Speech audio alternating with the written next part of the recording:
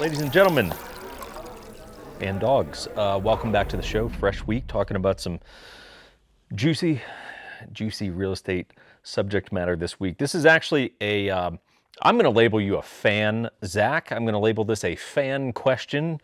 In reality, just a viewer, probably someone who doesn't even enjoy this channel. You just ran out of other things to watch on YouTube and you found yourself here. But Zach, you asked the following, which I thought could be helpful for other people. Therefore, let's address it, which is, we did a video on maybe 2 weeks ago on how much money do you need to buy a house? Because the answer is ultimately, hey, it depends, but here's kind of a, nope, absolutely get that garbage face out of here. It kind of depends. But Zach, your question was, was a good point, which is, I'm just gonna kind of read it because it was a little tricky, right? Which is essentially a checklist of, hey, look, I would like to buy a house. So give me a checklist of what I need to find out in order to know how much cash I'm going to need for that house purchase, right? And it's really going to come down to just two parts, right? There's going to be the loan and lender side, and then there's going to be the real estate sort of side of the house. I separate those just because, hey, look, the lender and the real estate agent, they're really doing separate things within the same deal to bring everything together, right? But to go over point number one, you need to talk to a lender to get a pre-approval done. I would always, I almost always steer you away from talking to big banks, like whatever. And it's not because I have anything against them. It's just more that there's kind of a lack of hustle, and they're kind of big to the point of you lose a lot of the service. So yeah, could you go get a loan with Wells Fargo or Chase or whatever? Yeah, sure, you could. Would I recommend it? Not really, because especially in a competitive market, you need personal touch. And you need someone who actually gives a shit and will dig into your file and tell you, hey, Zach or Bob or whoever it is, in order for you to buy a house, here's what kind of loan that we're gonna use based on documents that you submitted, right? So you're gonna need to probably send in like maybe a tax return and, you know, whatever this, that, you know, a couple things, basic stuff. Based on what you sent us, here's what type of loan you're going to get approved for. aka, is it going to be conventional? Is it going to be VA, FHA? Those are pretty much your big three options there. And within that, here's how much cash you're going to need. So it's important to talk to the lender and actually do sort of a proper loan application in order to figure out, based on the loan that I'm going to qualify for, how much cash do I need to bring to the table. So that's going to be step number one, talk to a credible lender. If you guys ever need help with that, you can reach out to us. We have no direct tie to the lending sort of side in terms of lenders that we would recommend to you. It's not like we make any money on that or anything. It's just, here's a couple of people that we can put you in touch with that we know will actually take care of you, right? So if you ever need help on that, just let us know. Happy to connect you guys.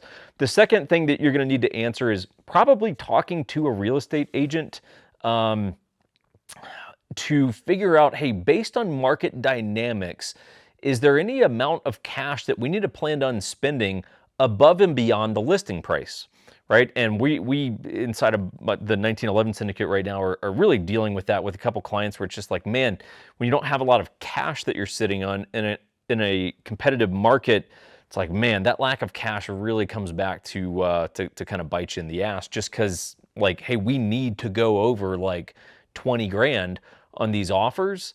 And if we don't have it, then hey, we can only really go over however much cash you have where you can like back it up. So if you say, aka, let's just say, Zach, that you're in Ohio, in Cincinnati, right? Which I would imagine sucks, but I've never been there. So you're in Cincinnati and like, hey, kind of the going rate is you're gonna have to go about 10 grand over the asking price. You need to plan on having that 10 grand in cash. Because while you could throw out an offer that says, hey, your offer, you know, you want 400 grand for the house, we'll give you 410. Well, if you can't back up the extra 10 grand, there's really no point in offering the 410. Just offer the 4, because that's what you can actually back up, right? So it's like you got to put your money where your mouth is. So those are the two big things that you're going to want to find out. Lending side, hey, how much cash do I need both for any down payments that are required, but also closing costs, right? Get the lender to chime in on both of those.